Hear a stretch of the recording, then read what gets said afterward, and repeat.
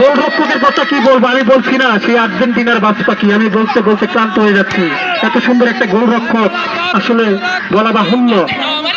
টান টান উত্তেজনা, আবারও মাহফুজ থেকে সে অধিনায়ক অভিমান, কিন্তু ডিফেন্ডার কর্তৃক বাধাগ্রস্ত হয়ে বল সরাসরি চলে গেল একবারে সেই মাঠের বাইরে রাস্তায়। সুপ্রিয় দর্শক, যদি মাঠটা যদি একটু বড় হতো, আপনারা খেলার যে ফুটবলের যে মূল সৌন্দর্য সেটা উপভোগ করতে পারতেন। তারপরেও যেহেতু মাঠ ছোট, 9 সেটের খেলা, আপনারা জানেন 9 সেটের খেলা চলছে, সেই হিসাবে উভয় দলই ভালো খেলছেন।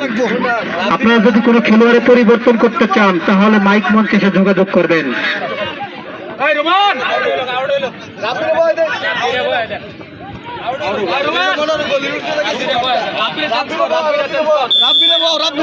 যদি কোনো খেলোয়াড় পরিবর্তন করতে চান তাহলে এখানে এসে যোগাযোগ করবেন এবং রেফারির সাথে কথা বলে পরিবর্তন করতে হবে, অন্যথায় কিন্তু হবে না।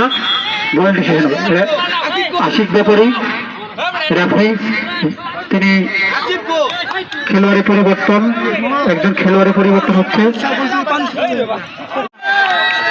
গোলরক্ষকের কথা কি বলবো, আমি বলছি না সেই আর্জেন্টিনার বাজ পাখি, আমি বলতে বলতে ক্লান্ত হয়ে যাচ্ছি। এত সুন্দর একটা গোলরক্ষক আসলে বলা বাহুল্য। টান টান উত্তেজনা, আবারও মাহফুজ থেকে সে অধিনায়ক অভিমান, কিন্তু ডিফেন্ডার কর্তৃক বাধাগ্রস্ত হয়ে বল সরাসরি চলে গেল একবারে সেই মাঠের বাইরে রাস্তায়। সুপ্রিয় দর্শক, যদি মাঠটা যদি একটু বড় হতো, আপনারা খেলার যে ফুটবলের যে মূল সৌন্দর্য সেটা উপভোগ করতে পারতেন। তারপরেও যেহেতু মাঠ ছোট, 9 সেটের খেলা, আপনারা জানেন 9 সেটের খেলা চলছে, সেই হিসাবে উভয় দলই ভালো খেলছেন।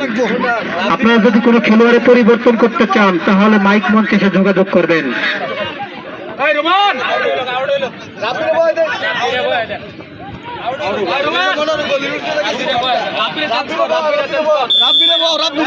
যদি কোনো খেলোয়াড় পরিবর্তন করতে চান তাহলে এখানে এসে যোগাযোগ করবেন এবং রেফারির সাথে কথা বলে পরিবর্তন